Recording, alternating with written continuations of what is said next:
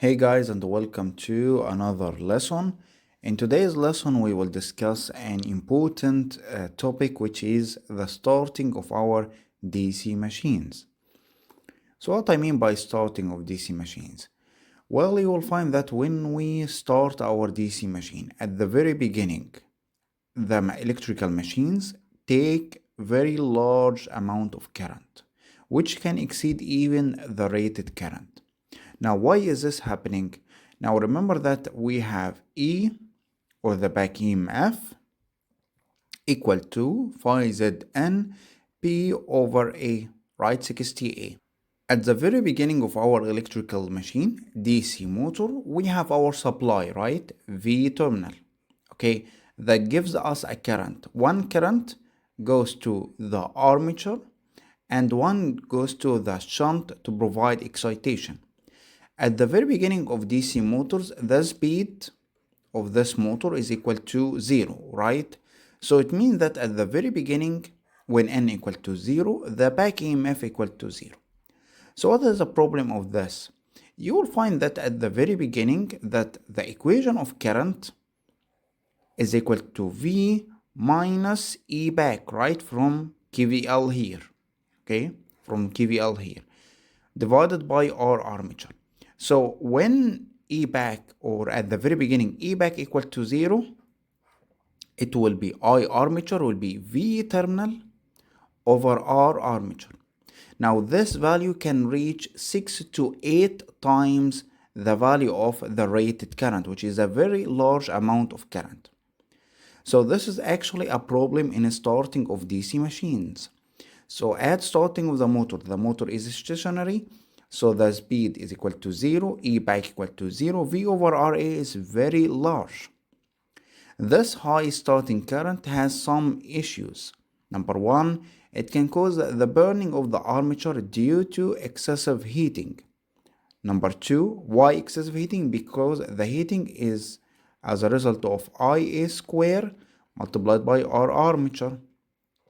The power losses is very high at the very beginning. Damage of commutator and the brushes because they cannot withstand this amount of large current. In addition to excessive voltage drop, you can see that voltage drop here, IA multiplied by the resistance. Since IA is very large, then voltage drop on the armature is very large. So in order to avoid this starting effect, we add a variable resistance in series with our armature. This variable resistance is known as the starting resistance. Okay, so this resistance is variable. We add it at the very beginning of our electrical machine. So when we add an additional resistance or starting, our current, this resistance will increase, leading to current going down. Okay.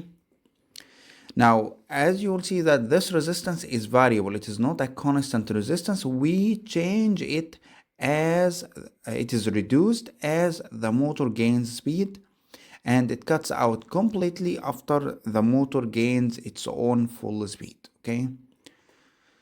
So what you can see that this is a configuration that you will find in many electrical machines. So we have our terminal voltage, we have our field winding here, RF, and the inductance of the field. This is our field winding, and we have our induced EMF, or the armature circuit. Now in series with the armature circuit, we will have our variable resistance, the starting resistance. Okay, so what you can see that at the beginning when the motor is off, this is open circuit. Okay, we don't have any kind of supply. Okay, now when the motor starts, as you can see here, when the connected DC was to be started, the lever, this lever here, is turned gradually to the right. So it starts at the first position of 1, like this. So we will have all of this resistance R1, all of this added in series, which makes, so it will be plus RA1 or R1, whatever it is. Okay, so the current will be limited. Instead of having 6 times or 8 times or whatever, it will be reduced to the specific value that I need. Let's say, for example, maximum 2 times the rated current.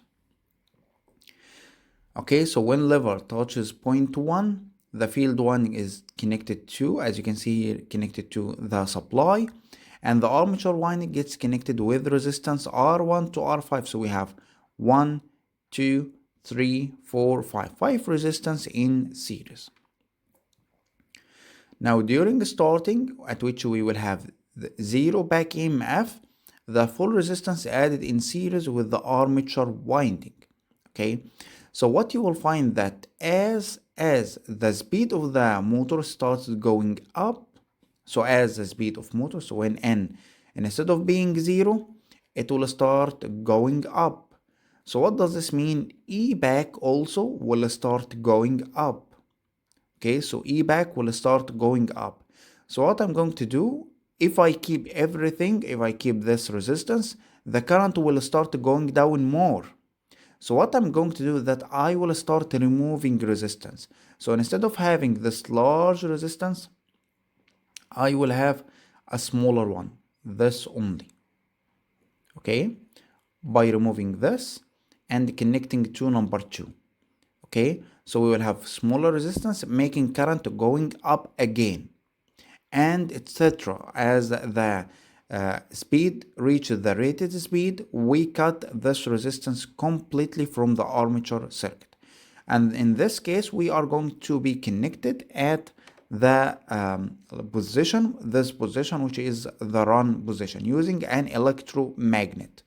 Okay, so what you can see that here, this position will be our final position. So you can see that the current from the supply will go like this, part of it will go to the field, and the other part will go like this through the armature. So we will not have any kind of resistance at the run position.